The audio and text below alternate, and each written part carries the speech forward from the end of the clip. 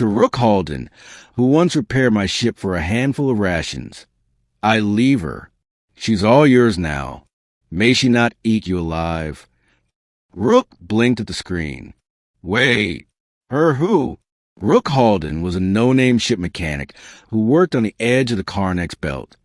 Just one of the many grease-covered humans scraping by in the rim colonies. He'd barely known the old Baroness whose ship he patched up 6 months ago. Kind of her to leave something behind. But the she in question wasn't what he expected. The courier ship landed with heavy warning lights flashing. Cargo, dangerous, the screen read.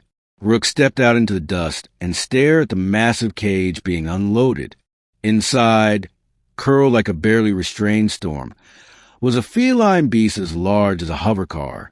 Albino white fur, muscles like steel coils, eyes of burning amber narrowed in perpetual irritation, and a collar, royal. The alien crewman backed away quickly. Grumpy thing. Won't eat, won't sleep, tore 2 guards apart when they tried to pet her. Name's Velyara. She's yours now. Mine. Rook choked. I fixed our engines. I don't adopt, death incarnate.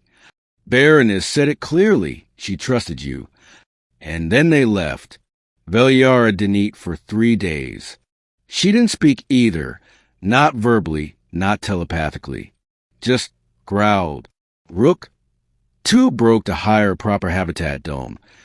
Kept her in a dusty cargo bay beside his tiny mechanic shop.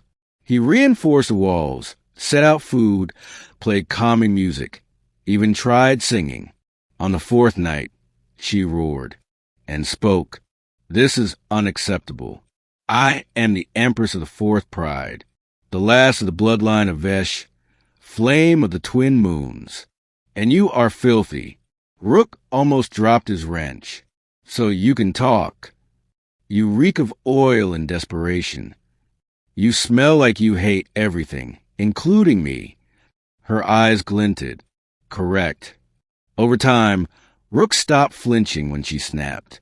She stopped growling when he changed her water. He rebuilt part of the cargo bay into a makeshift den, complete with a pressure-regulating heater. She liked warmth, said it reminded her of home. You ever gonna stop looking at me like I'm a walking embarrassment? He asked once. Velyara blinked slowly. That depends. Are you ever gonna stop fixing hover bikes like it's a sacred ritual? You watch me work? It's better than sleeping. A beat. You focus. With intent. That is rare. Rook started learning things about her. That she hated loud noises but loved the sound of plasma torches. That she was a tactician in her prime. Fought in wars that reshaped 3 star systems. That her albino genes made her sacred to her people and also a political threat. Her exile was not an accident. That she missed music. Not human music, but the low, resonating chants of her people. He downloaded every archive he could find and played them late at night. Sometimes he caught her humming deep, guttural sounds that rumbled through her chest. She started eating again. Months passed. Velyara stopped biting. Rook stopped expecting to die in his sleep. She started sitting near his workspace, tail curling gently around boxes as he welded and cursed at wires. One night, he was patching up a local security drone, arm deep in coolant, when he sighed. You know, he muttered, it's weird having someone around who listens. She glanced up from her spot. I am not someone. I am Empress. You're a grumpy cat who steals my blanket at night, only because yours are warmer. He smiled. Trouble came in the form of bounty hunters. 3 of them, hired by the new overlord of her species, who wanted no loose royal ends. They tracked Velyara to the shop, broke through the outer dome, and threw a flash grenade before Rook could grab his plasma cutter. They didn't expect her to fight. Certainly not for him. The first hunter went flying through the wall.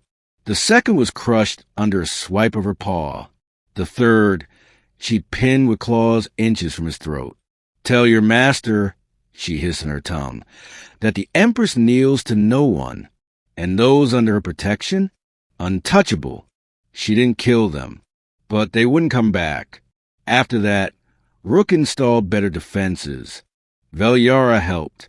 They built it together, man and beast, Mechanic and Empress. One day, she padded beside him and stopped at the door to his room. I do not sleep well alone. He nodded.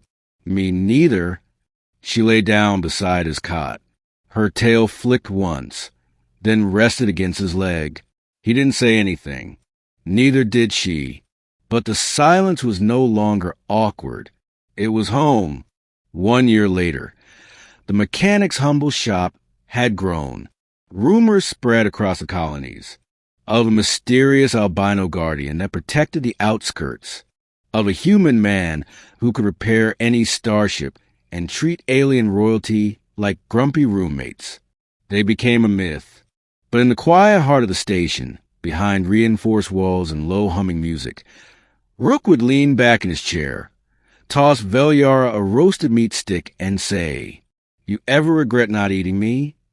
She'd smirk with those glowing eyes and purr deep enough to rattle the walls. "You'd taste like engine grease and loneliness. Not worth the trouble." He laughed. "Guess I'll take that as a compliment."